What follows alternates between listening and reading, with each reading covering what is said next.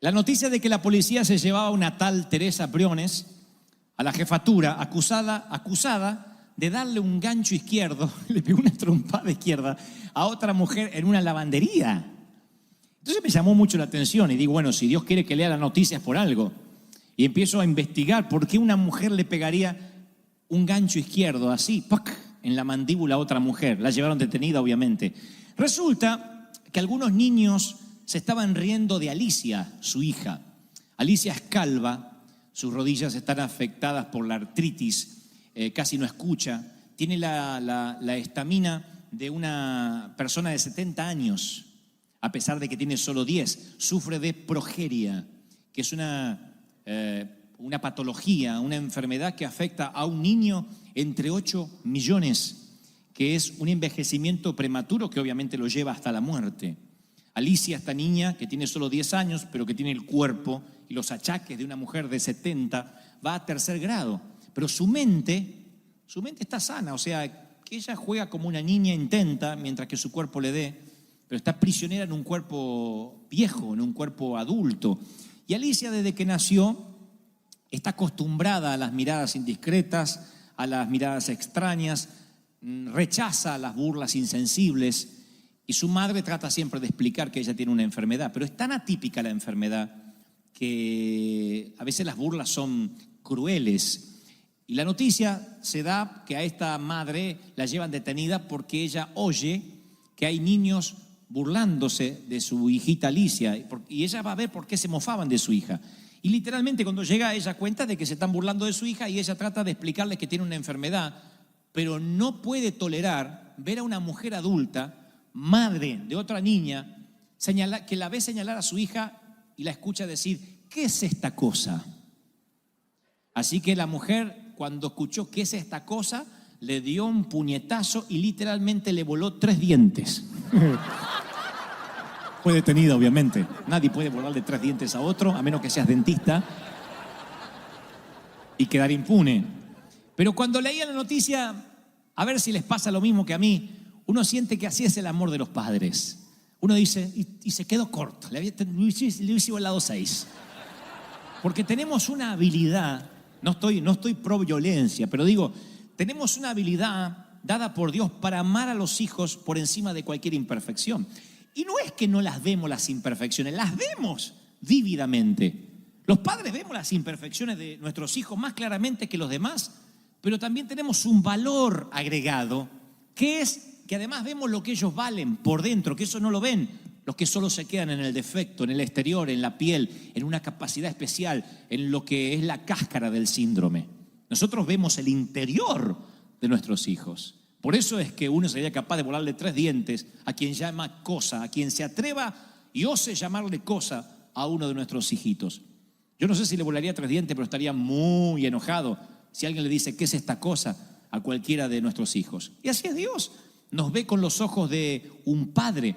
Ve nuestros errores, nuestra humanidad, pero también lo que valemos. Por eso, para Él, los humanos nunca somos una fuente de estrés, nunca somos una fuente de cansancio. Yo aclaro esto porque en ocasiones decimos, Dios debe estar harto ya de mis defectos. Ya Dios debe estar harto de siempre con el mismo pecado. Lo debo tener cansado. Dios debe querer buscarse otro que ore más, que sea más santo. Dios debe estar podrido de mí. Es un pensamiento que si no lo hemos dicho, ha cruzado por nuestra cabeza. Yo debo tener cansado a Dios. Tengo tantos defectos, tan mal carácter, tan mal genio. Y creemos, nos olvidamos que Dios es un padre que ve nuestros defectos como todo papá, pero que no deja de ver los valores que hay más allá de los defectos. Dios no nos cambia porque nosotros creemos que lo estamos hartando o que lo estamos estresando. Dios dice, yo te amo tal como eres, con defectos, con virtudes, cuando eres fuerte, cuando eres débil. Dios ya sabía los errores que íbamos a cometer cuando nos redimió, cuando nos salvó. No es que lo sorprendemos. Dios sabe con lo que luchamos, con nuestras pasiones, con nuestras debilidades, y aún así lo sorprendente es que Él nos ama como esta Teresa y es capaz de volarle 3 dientes al mismísimo diablo si se atreve a llamarte cosa o si se atreve a subestimarte. ¿Me siguen, sí o no? Ahora, leía en las Escrituras un episodio que ustedes han escuchado en más de una ocasión seguramente, de un día estresado para Jesús. Una mañana que comienza difícil para Jesús, estando aquí en la tierra. Se levanta en la mañana y la primera noticia que recibe es que su amigo Juan el Bautista, con quien él conocía, con quien él tenía relación, de pronto fue decapitado. Literalmente su cabeza rodó por la arena a manos de un monarca feudal. Es como si de pronto tu mejor amigo fuese fusilado por un presidente de facto dictatorial de un país latinoamericano. Como si una dictadura hubiese secuestrado a tu mejor amigo y se le ocurrió decapitarlo. Eso presumo que te deprimiría, te pondría triste, te sumiría en una tristeza muy difícil de salir. Y Jesús recibe esa noticia y se acongoja, dice la Biblia. Pero no es la única que va a recibir esta mañana. La misma mañana le dicen que el propio rey Herodes, que acaba de decapitar a su amigo, proclamó lo siguiente, dijo: el mismo Herodes que le cortó la cabeza a Juan está interesado en la tuya. Lucas describe de esta manera la demencia de este rey. Dice: a Juan yo lo hice decapitar. ¿Y quién es este Jesús de quien oigo tales cosas? Y Herodes procuraba verle. Yo presumo que no procuraba verle porque quería una cita política o social. Es que le tenía ganas de cortar la cabeza también.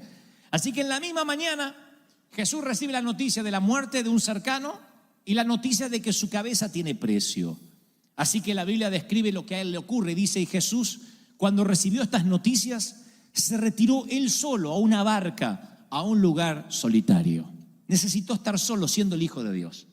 No podemos criticar a Jesús por querer estar solo. Un respiro, tiempo para orar, tiempo para llorar, tiempo para evaluar, tiempo para no tener exigencias de la multitud, tiempo en que decimos la gente puede esperar hasta mañana. Pero la Biblia dice que la gente lo supo y lo siguió. La gente supo que él se quería retirar y lo siguió. Yo no hubiese estado de humor para atenderlos a todos. Pero la Biblia dice que cuando él se retira, llegan los discípulos, los suyos, que no lo dejaban nunca. Y los discípulos venían de hacer una campaña evangelística, de ministrar, de orar, de reprender demonios. Habían sido comisionados por el Señor y ahora venían de liberar gente, de sanar. Venía Pedro diciendo: ¿sabes qué? Acabo de resucitar un muerto. Venía el otro y decía: no, te cuento lo mío. 10 leprosos eran. Los puse en fila y se sanaron los 10 de golpe. ¡Oh! Eran celebridades, eran los Beatles. Se sentían que estaban en el ojo del huracán. Viene el otro y dice: no, yo sané una suegra endemoniada. Lo de suegra no se lo pude quitar, pero le quité el demonio, dijo. Claro, y estos discípulos que habían estado haciendo milagros, de repente la gente los empezó a seguir. No es que llegaron solo donde estaba Jesús, llegaron ellos y dice que detrás de los discípulos venían 5.000 hombres, sin contar mujeres y niños. Esto se presume en unas 25.000 personas, un estadio. Y dice la Biblia: y saliendo Jesús, vio una gran multitud y tuvo compasión de ellos y sanó a los que entre ellos estaban enfermos.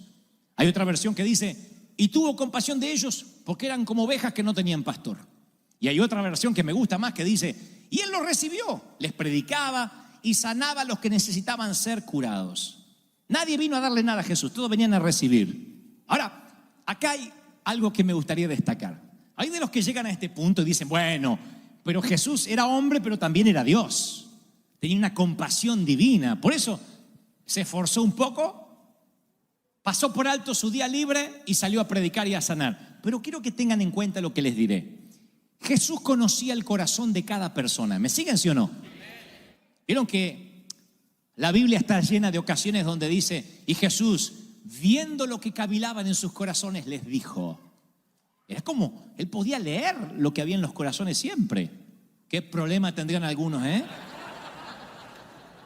Estás en una reunión familiar y le preguntas a tu suegra: ¿está rica la comida? Sí. Y le estás leyendo el corazón que dice: desgraciada, nunca aprendiste a cocinarle a mi hijo. Y lo estás viendo. Eso le pasaba a Jesús. Podía leer lo que no se decía verbalmente. Podía leer los corazones, podía ver el pasado de la gente, por ejemplo. Entonces, Jesús, no dice la Biblia: y salió Jesús y sanó a los que eran justos de entre los enfermos, a los más santos.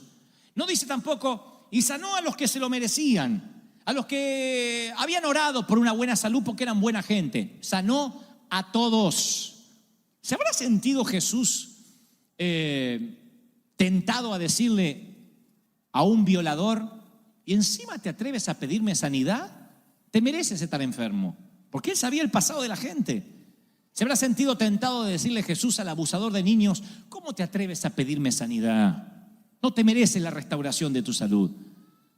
Jesús pudo haberle dicho al religioso, a aquel hombre intolerante, haberle dicho, te mereces la enfermedad, sal de mi vista y llévate tu arrogancia contigo.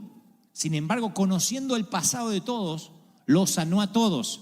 Y eso no era lo que iba a terminar allí, porque la Biblia dice que además de sanarlos a todos, tuvo compasión de ellos, aún conociendo el futuro. Muchos de los que estaban allí no solo tenían un mal pasado, sino que iban a tener un mal futuro. Jesús sabía que muchos usarían su flamante salud para lastimar a alguien. Él tuvo que tocar ojos que después se inclinarían a la lujuria. Tuvo que sanar manos que quizás golpearían a una mujer. Tal vez sanó a un paralítico que después, más adelante, corrió a asesinar a alguien. El Señor sabía que muchos de esos ni siquiera le iban a dar gracias. Y otros que le estaban pidiendo sanidad pedirían, crucifícalo, meses más tarde. Así que cada vez que Jesús sanaba a uno de esos de la multitud, tenía que pasar por alto su pasado y su futuro. Eso es algo que nosotros no hacemos los ministros. Nosotros creemos que hay gente que se merece y hay gente que no se merece. Pero Jesús sigue haciendo lo mismo hoy. Ignora tu pasado, ignora tu futuro. Dios, cuando te prospera, no le dices, pruébame cómo vas a usar el salario. Cuando te da sanidad, no te dice, y si no usas bien tu salud, te corto el oxígeno.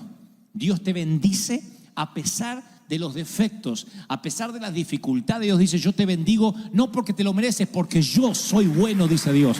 Porque grande es mi misericordia. ¿Están recibiendo esto? ¿Sí o no?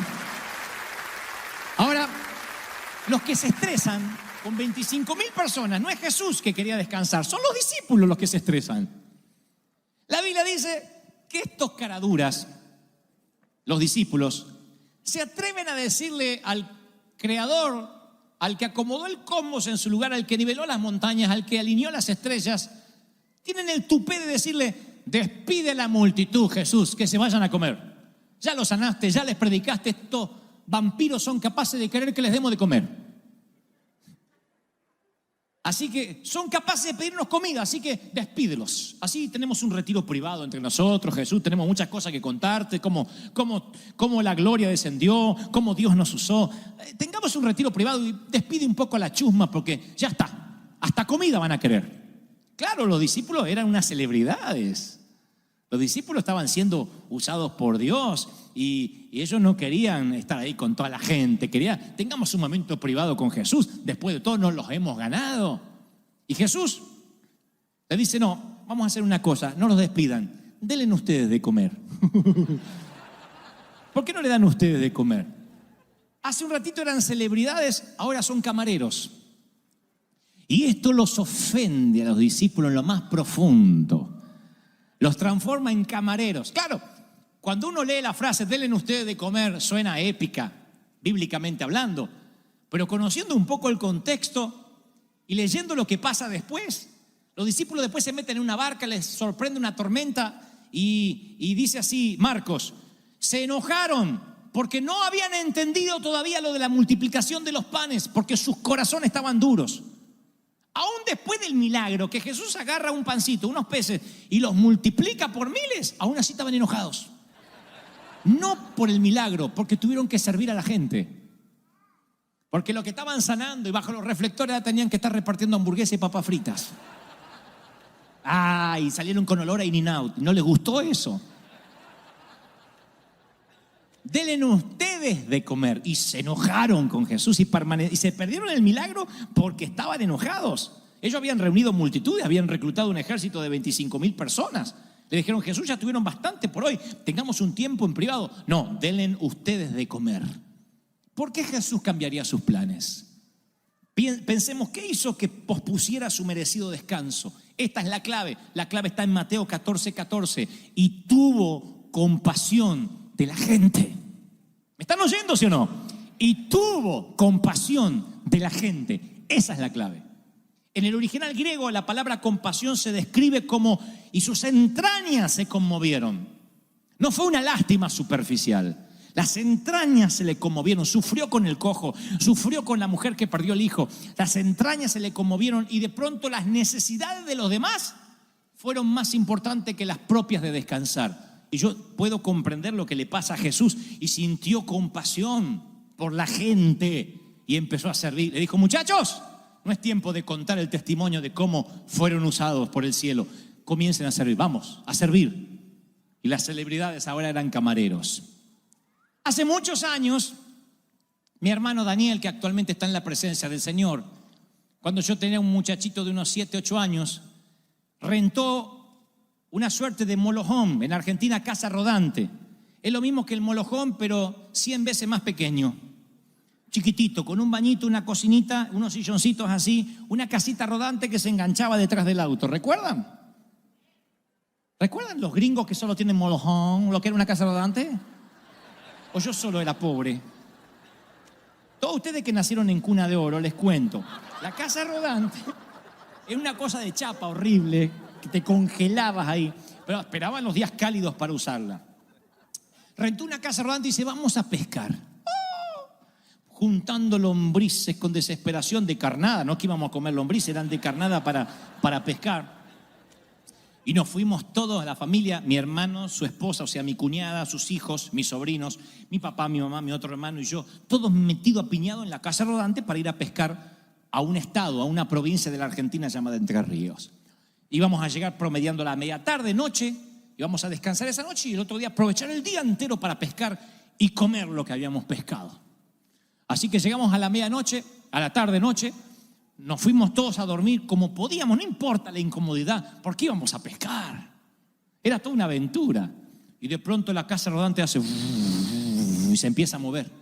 No hay terremotos en Argentina, pero sí fuertes vientos en la costa del río.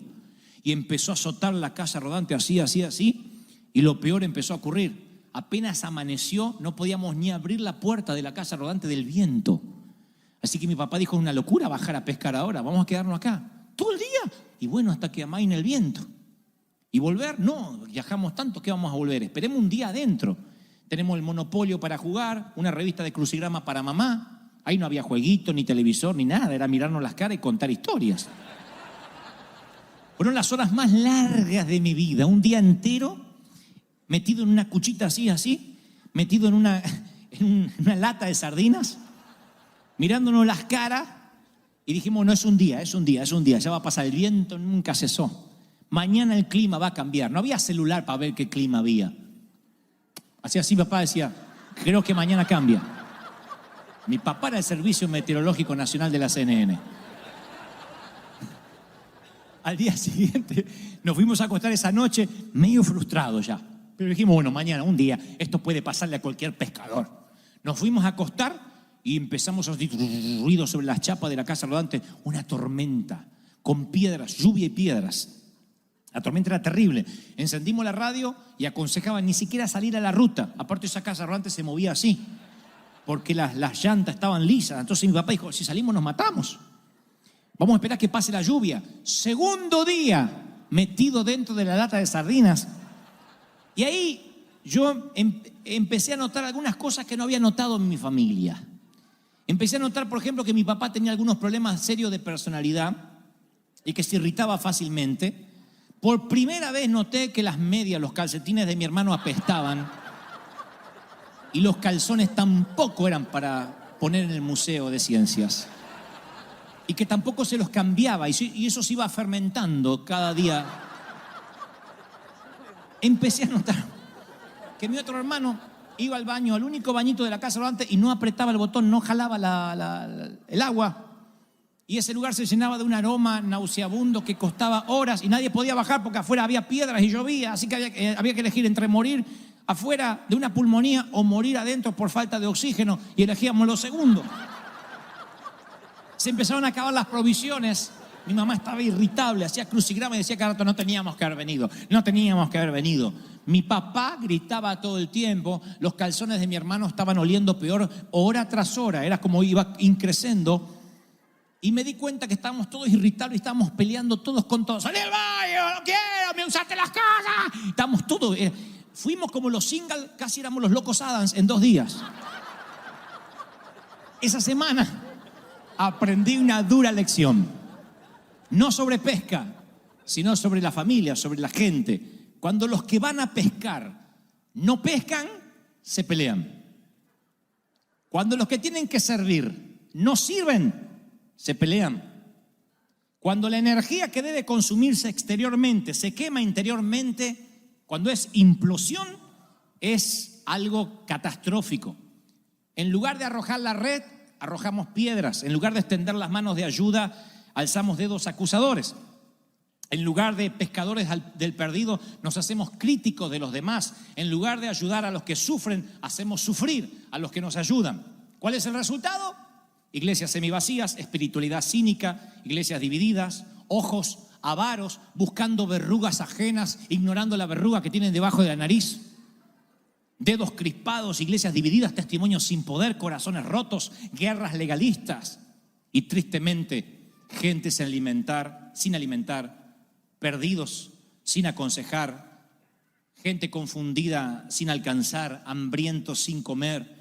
Es que cuando los que van a pescar no pescan, se pelean. Pon a un grupo de soldados dentro de los dormitorios sin que vayan a pelear, sin que vayan al frente, y vas a ver qué actitudes tienen. Se van a quejar que las camas son duras, que la comida es demasiado fría, que el jefe es muy insensible. Pero sácalo de las habitaciones y envíalos a disparar un par de tiros, a enfrentarse en la zona caliente, en la vanguardia, y vas a ver cómo las camas les resultan un cielo, cómo la comida es maravillosa y cómo el jefe es un gran ejemplo. Porque cuando los que van a pescar, pescan, prosperan y crecen. Jesús se olvidó de sí mismo, sirvió a los demás y el cansancio se fue. Les contaba y les vuelvo a contar de la historia que alguna vez oí de pequeño, que un niño entró a una tienda de mascotas buscando un perrito y estaban en una caja varios cachorritos y dijo: este me gusta, ¿cuánto cuesta? Y el dueño de la tienda le dijo el precio y el niño dijo: voy a trabajar duro para volver a buscarlo. El dueño le dijo: no te tardes porque estos cachorritos se van rápidos, y el niño respondió: el mío no se irá. Así que trabajó, limpió vidrios, cortó hierbas, lavó autos, ahorró todo lo que pudo el niño y con su puñado de monedas dijo: vengo a buscar mi cachorrito. Y entonces lo eligió y levantó el perrito cojo que tenía la patita defectuosa, y el dueño de la tienda le dijo: no te lleves ese pequeño porque no va a poder correr contigo, ni jugar, ni alcanzar una pelota, va a ser aburrido tener un perrito defectuoso. Y el niño dijo: no, es por este por el cual trabajé, por eso dije que nadie me lo iba a quitar. Sabía que nadie más lo iba a elegir. Es este el que quiero. El dueño de la tienda no entendió mucho, pero al ver al niño tan convencido dejó que se fuera con el perrito cojo, y fue allí cuando se percató que un extremo de la pierna del pantalón del niño, por un extremo de la pierna del pantalón se asomaba un soporte de una pierna lisiada. El niño era lisiado, por eso entendía cómo se sentía el animalito. Y Jesús sabe cómo te sientes en esos momentos donde la familia, donde la gente te exige más de lo que puedes dar. Cuando tú luchas, Él lo sabe. Cuando suspiras, Él lo sabe. Cuando preguntas, Él responde. Él te ama con el amor de Teresa Briones, esa mujer que le dio un zurdazo a la otra y le voló 3 dientes. Él es capaz de volarle 3 dientes a cada demonio que se atreva a tocarte. Él te ama con la compasión del niño lisiado, con la misma compasión de ese chiquito lisiado, con la misma compasión, porque Él sabe, Él ha estado allí. Y como Teresa Briones enfrentaría el mismo infierno para defenderte, y como el niño pagó un alto precio para llevarte a casa. El Señor te ama, el Señor se compadece de nosotros. Todavía las entrañas se le conmueve cuando nos ve. Veo a Jesús que se olvida de sus necesidades y sale a bendecir a la gente. Y le dice a los discípulos: vamos, denle ustedes de comer. No hizo un buffet y la gente pasaba con la charola, Eran los discípulos los que tenían que salir a servir. Multiplicaba panes y peces, vamos a servir. Panes y peces y a servir. Y los únicos 12 camareros para 25.000 personas. Ese día los discípulos aprendieron una gran lección. Nunca serían apóstoles, arcángeles, ni siervos. Serían simples camareros de las necesidades de la gente. El día que nos olvidamos de eso, ese día empezamos a morir. Ese día empezamos a perder toda la pasión, toda la unción. La unción es consecuente de la pasión que tienes, de la entrega que tienes. Iglesia, no perdamos el amor por las almas. Salvemos alma, vayamos por los perdidos, porque esa no es